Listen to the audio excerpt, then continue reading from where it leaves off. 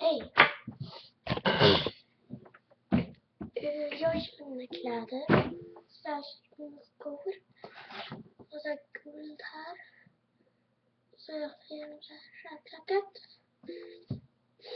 Men jag älskar mig själv. Men alla älskar sig själv om man ska vara nöjd med vem man är. I den här videon vet jag inte riktigt vad jag ska göra. Men det jag vet är att jag hoppas ni prenumererar allihop. Och det är en annan grej jag skulle vilja ha. Jag har ju 3 prenumeranter nu. Eller jag vet faktiskt inte hur många jag har glömt att kolla. Men sist jag kollade var det 3 stycken prenumeranter. See you guys! Ja. Men alltså, det finns en annan grej jag skulle vilja göra som har hänt en annan tjej med YouTube-kanal.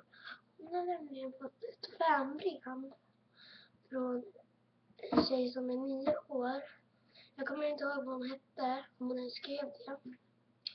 Men det är från en tjej som är 9 år. Jag skulle gärna vilja ha ett. Jag blev så avundsjuk. Alltså jag fattar inte vad jag ska göra. Så snälla skicka, please. Okej, men det var allt för mig. Hejdå.